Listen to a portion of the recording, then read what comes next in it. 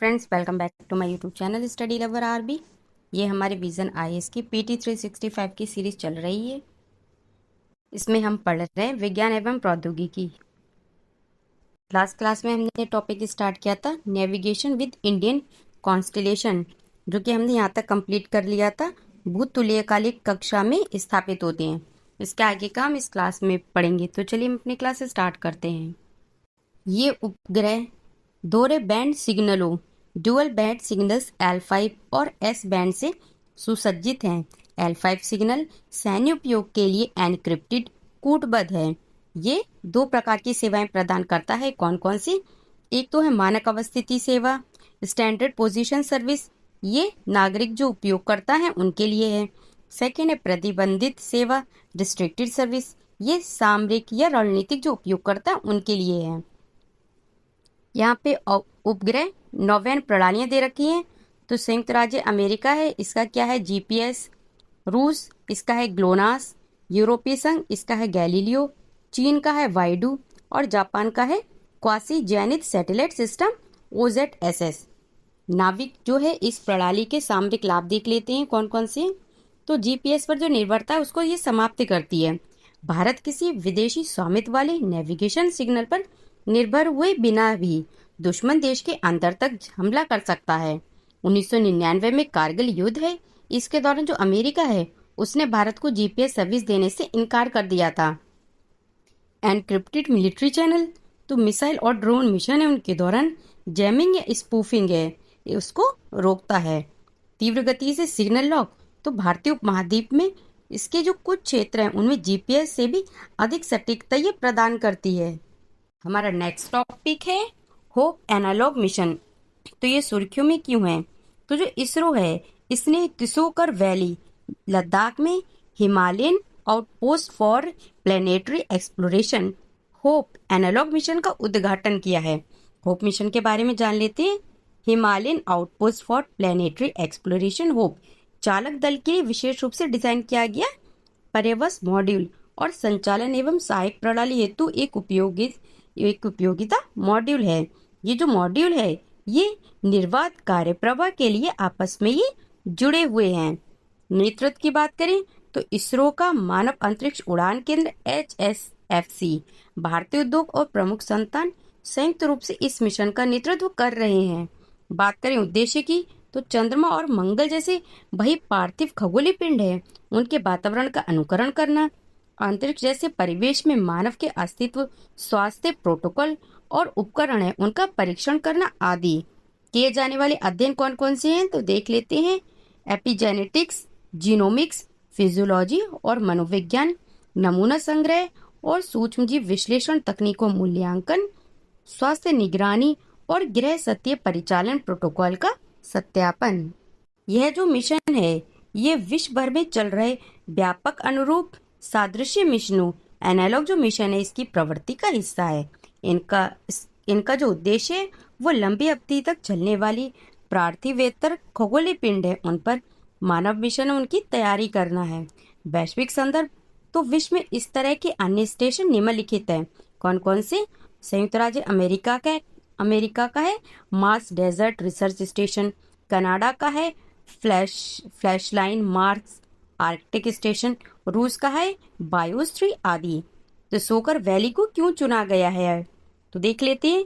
मंगल जैसी दशाएं, तो उच्च परावैगनी जो यूवी विकिरण है, निम्न वायुमंडल दाब, अत्यधिक ठंड और लवड़े स्थायी तुषार भूमियों परमाफ्रॉस्ट जैसी दशाएं ये मंगल ग्रह के समान हैं। यह स्थान जो है कौन सा? तो सोकर वैली। तो ये तकनीकी परीक्षण है उनके साथ साथ जो खगोल जीव विज्ञान अनुसंधान है उसके लिए भी ये आदर्श है। हमारा नेक्स्ट टॉपिक है लूनर मॉड्यूल लॉन्च व्हीकल। तो ये सुर्खियों में क्यों है? तो इसरो का सबसे भारी rocket lunar module launch vehicle LMLV 2035 तक तैयार हो जाएगा। Lunar module launch vehicle LMLV की मुख्य विशेषताएं देख लेते हैं।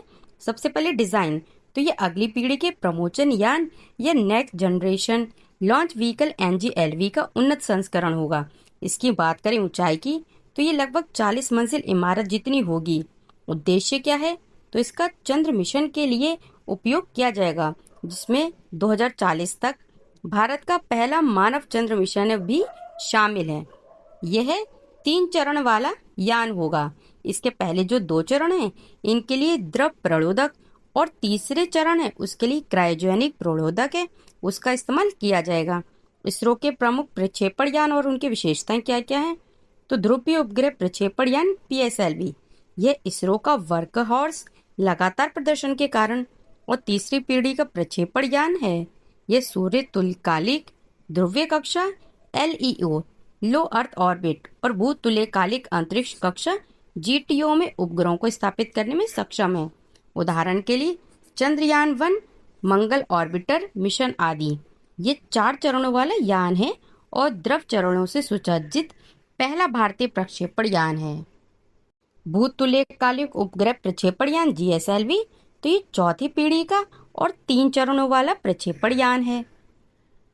इसे 2.0 टन श्रेणी के 2 टन श्रेणी है इसके उपग्रहों को GTO में स्थापित करने के लिए डिजाइन किया गया है। इसका उपयोग है वो सामान्यतः संचार उपग्रहों को प्रक्षेपित करने के लिए किया जाता है। LVM-3, तो ये हैवी लिफ्ट ऑफ क्षमता से युक्त 3 चरणों वाला प्रक्षेपण यान है।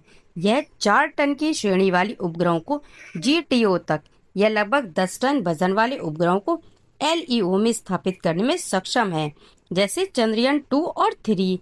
इसे भारतीय अंतरिक्ष स्टेशन को स्थापित करने के लिए उपयोग किए जाने का प्रस्ताव है।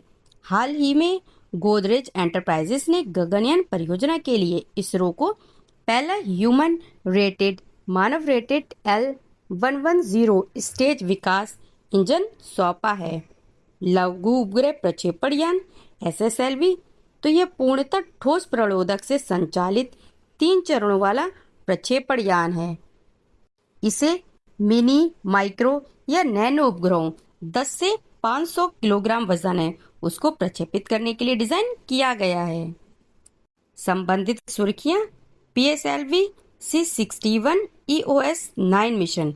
इसरो इसका PSLV C61 या EOS-9 मिशन PSLV रॉकेट के जो तीसरे चरण में तकनीकी खराबी के कारण विफल हो गया।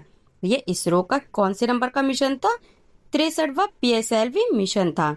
अपनी पहली उड़ान से लेकर अब तक ध्रुवीय उपग्रह प्रक्षेपण यान PSLV केवल 2 बार ही विफल हुआ है। PSLV C61 EOS-9 मिशन के बारे में जान लेते हैं।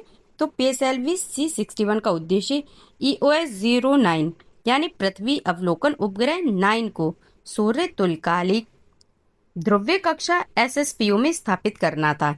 इसे श्रीहरिकोटा स्थित सतीश धवन अंतरिक्ष केंद्र के पहले लॉन्च पैड से प्रक्षेपित किया गया था। EOS-09 ये पृथ्वी का अवलोकन करने वाला अत्याधुनिक उपग्रह है। यह C band synthetic aperture radar SAR तकनीक से युक्त है। उद्देश्य की बात करें तो इसका उद्देश्य अलग अलग क्षेत्रों में उपयोग के लिए निरंतर और विश्वसनीय रिमोट सेंसिंग डेटा प्रदान करना है।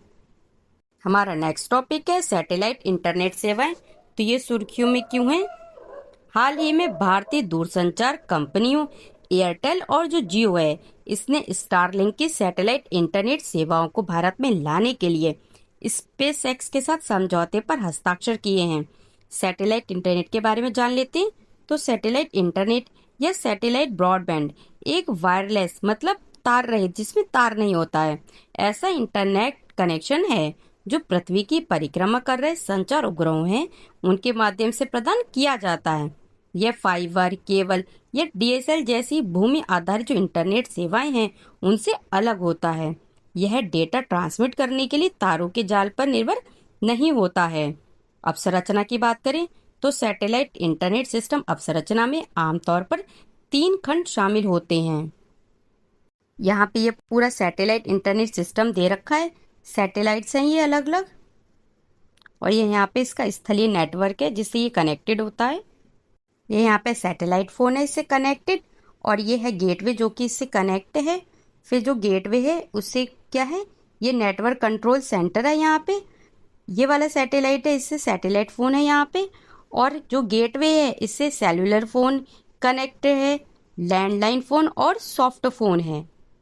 तो ये सब इससे क्या कर रहे हैं, स्थलीय नेटवर्क बना रहे हैं जो कि क्या है, वायरलेस है, यहाँ पे किसी भी टाइप का वायर का यूज नहीं किया गया है सिस्टम में।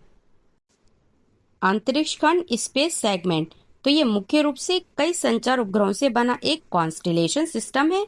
यह सैटेलाइट से सिग्नल को प्राप्त करने और फॉरवर्ड करने तथा उपयोगकर्ता उसको सैटेलाइट सिग्नल की कवरेज प्रदान करने के लिए जिम्मेदार होता है। ग्राउंड सेगमेंट सेकंड है ये, तो इसमें उपग्रह माप और नियंत्रण नेटवर्क, गेटवे स्टेशन आदि शामिल होते हैं। ये मुख्य रूप से सैटेलाइट इंटरनेट और ग्राउंड संचार नेटवर्क को आपस में जोड़ने की भूमिका निभाता है। विलंबता मतलब लेटेंसी, पारंपरिक तार वाले जो कनेक्शन है उनकी तुलना में सैटेलाइट इंटरनेट पर आमतौर पर अधिक लेटेंसी होती है, क्योंकि जो डेटा है उसको सैटेलाइट तक और सैटेलाइट से वापस आने के लिए अधिक दूरी तय करनी पड़ती है। विश्व में विभिन्न प्रमुख सैटेलाइट इंटरनेट परियोजनाएं देख लेते हैं। कौन कौन सी? प्रोजेक्ट क्यूपर अमेजन उपग्रह आधारित इंटरनेट बाजार में महत्वपूर्ण प्रगति कर रहा है। स्टारलिंक, तो इसे स्पेसएक्स द्वारा 2019 में प्रक्षेपित किया गया था।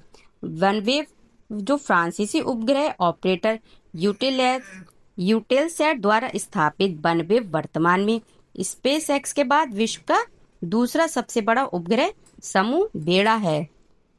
क्यानफाल कॉन्स्टेलेशन, तो चीन द्वारा क्यानफाल नामक एक निम्न भू कक्षा उपग्रह इंटरनेट मेगा कॉन्स्टेलेशन की योजना बनाई गई है। नेक्स्ट है अंतरिक्ष संबंधी अन्य परिघटनाएं, तो इसमें फर्स्ट पढ़ेंगे हम सौर ज्वाला मतलब सोलर फ्लेयर्स। तो ये सुर्खियों में क्यों है? जो नासा है इसके उपग्रहों ने एक विशाल सोलर फ्लेयर का पता लगाया है। इसमें सूर्य से अति तप्त जो प्लाज्मा है वो निकलकर नाटकीय रूप से पंख जैसी वर्ड विंग आकृति में ये फैला हुआ दिखाई दिया है। अन्य संबंधित तथ्य, हाल ही में चंद्रयान 2 लूनर ऑर्बिटर चंद्र का वायुमंडलीय संरचना अन्वेषक 2 चेस 2, इसने चंद्रयान पर सूर्य के कोरोनल मास इजेक्शन CME के जो प्रभाव है उनका पहली बार अवलोकन किया है। चेस 2, तो इसने पाया है कि CME है इसके टकराने से चंद्रमा की जो सतह है उससे जो परमाणु है उसका उत्सर्जन तेज हो गया है। सोलर फ्लेयर्स मतलब सौर ज्वालाएं क्या हैं, तो ये जान लेते हैं। तो सबसे पहले परिभाषा, सौर ज्वालाएं हैं ये सूर्य पर होने वाले विशाल विस्फोट हैं। इनसे ऊर्जा, प्रकाश, उच्च गति वाले कण अंतरिक्ष में मुक्त होते हैं।